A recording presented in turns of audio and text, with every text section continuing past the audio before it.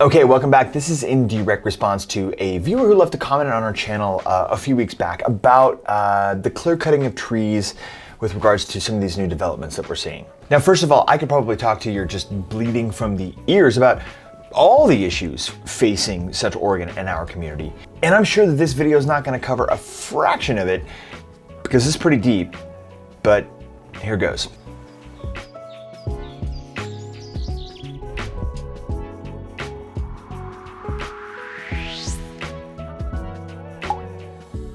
Okay, so over the past, well, not really, this has been going on forever. Developers, when they're doing a new neighborhood, they clear cut the whole lot. They're gonna put a bunch of houses on there. That's just kind of the way it goes. And yeah, it sucks. Here's the thing though. Well, there's lots of things actually. Historically, the west side of Bend, because we're gonna talk primarily about Bend here.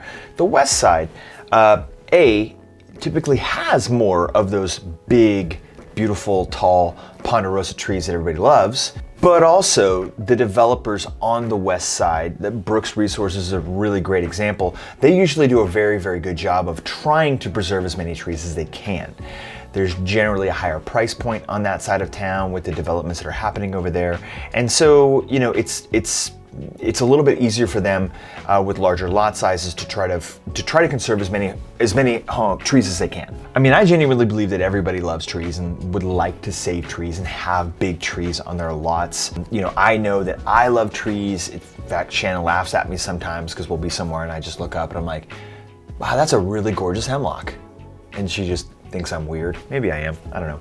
But now the east side of Bend doesn't really work the same way. Now, typically because the east side of Bend, is a little bit more towards the desert, there aren't as many big ponderosas. There certainly aren't any thick, heavy forested areas of ponderosa forest on the east side of Bend. Generally, it's, sometimes the mature trees that are over there are not necessarily exactly native. Maybe they were planted by settlers, 50 to 100 years ago. And the other side is that most of the trees that are existing that are native, that have been there a long time, are junipers. Now, sometimes you can get a really gorgeous, cool looking juniper out on the east side that's maybe been there for a long, long time. And it's got a really cool look to it, a really great desert look to it. But then again, sometimes you get some junipers out there that have been irrigated by a house, by a sprinkler system. And in that case, they grow really fast and they get kind of nasty with their branches and their limbs.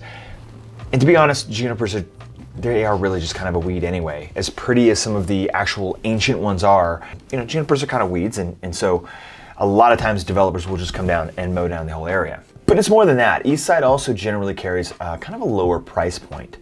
And as such, builders will intentionally want to pack in as many homes as they can on a particular chunk of land for profitability. But also, a little bit of a sidebar here, you have to understand that Bend is simply under siege from people who want to move here. Now, fortunately, or unfortunately, depending on how you look at it, not everybody can afford to move here. And the city has kind of been in this position since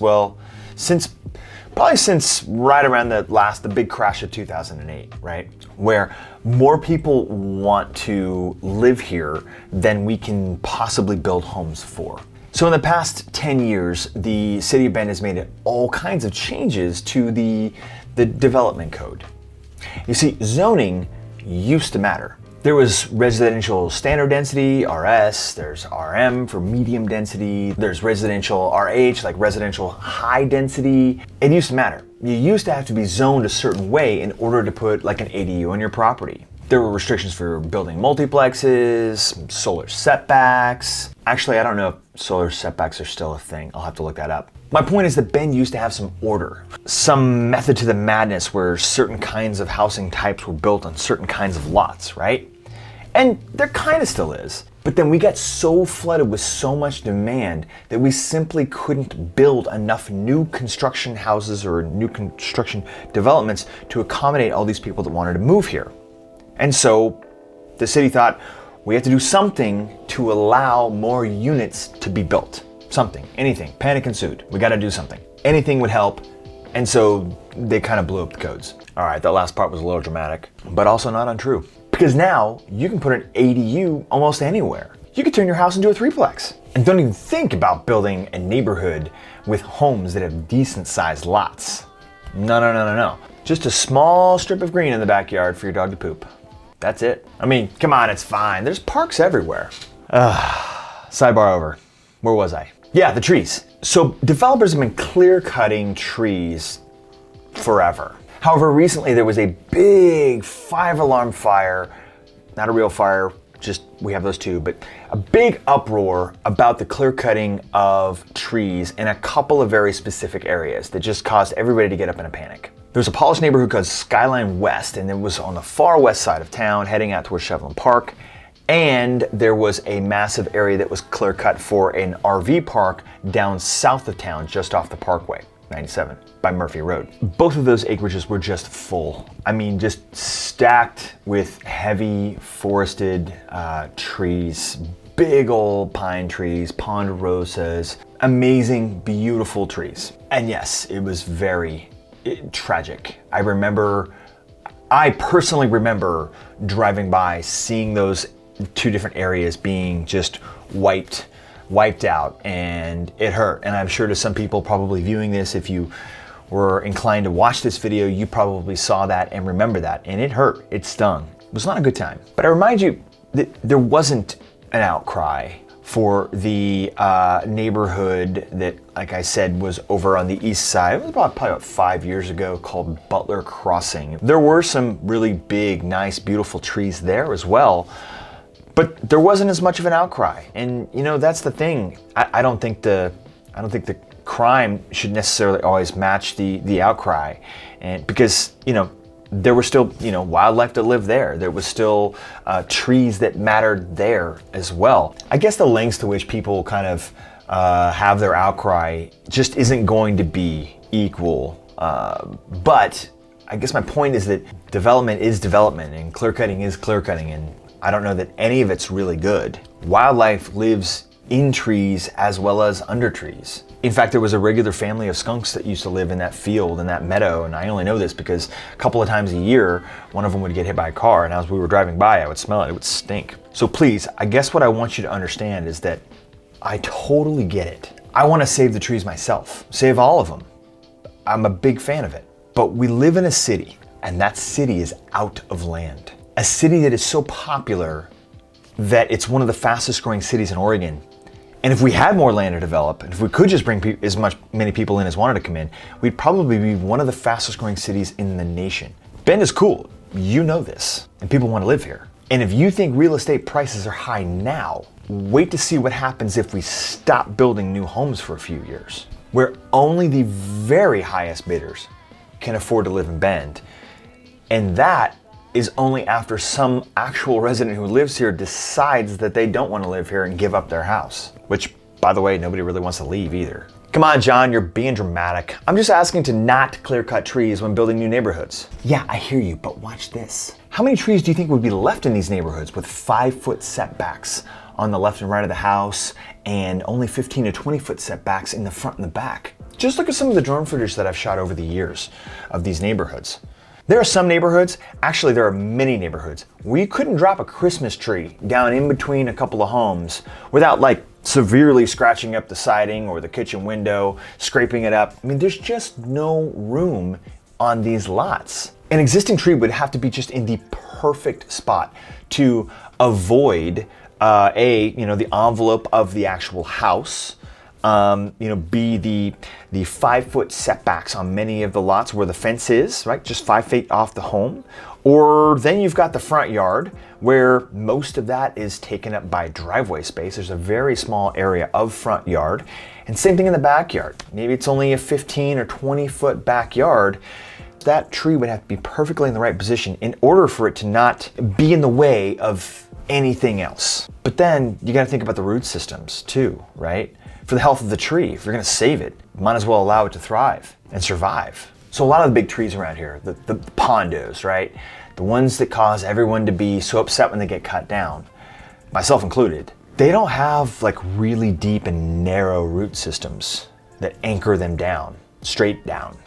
They actually have wide, sprawling root systems that are kind of shallow. Have you ever seen a ponderosa after it's been blown down in a storm? Because that happens kind of fairly often. It's not an impressive root system, wide and shallow. The main stem root, I looked it up, it's called the taproot. That actually does go down and it's deep, but otherwise the rest of the root system is, kind of flaring outwards along the surface almost. So we need to give these trees room to really, spread their roots.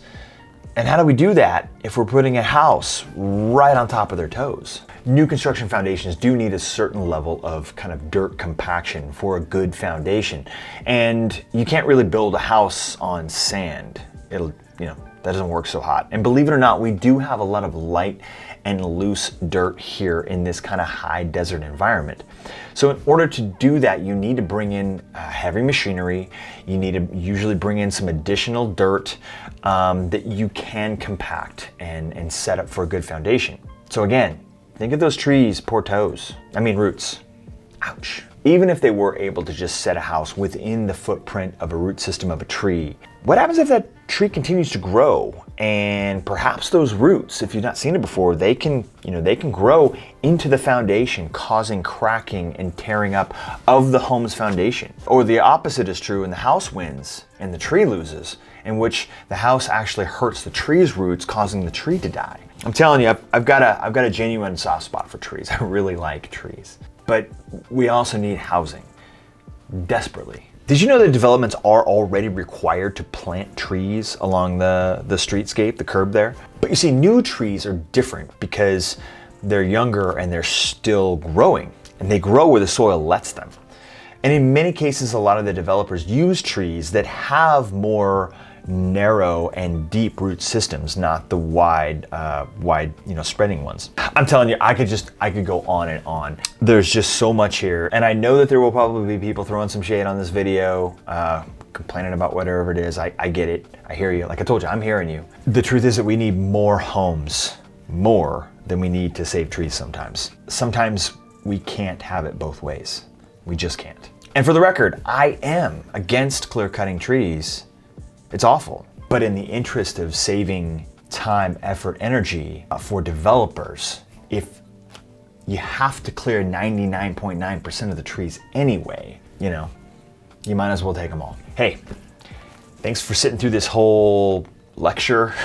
And remember, if you or someone you know is looking to buy or sell here in the area, my team and I would love to be your local real estate resource of choice. You can go to krommrealestate.com, find out more about us if you don't know, and reach out to us. We'd love to hear from you. Thanks so much for watching. We'll see you over in the next video.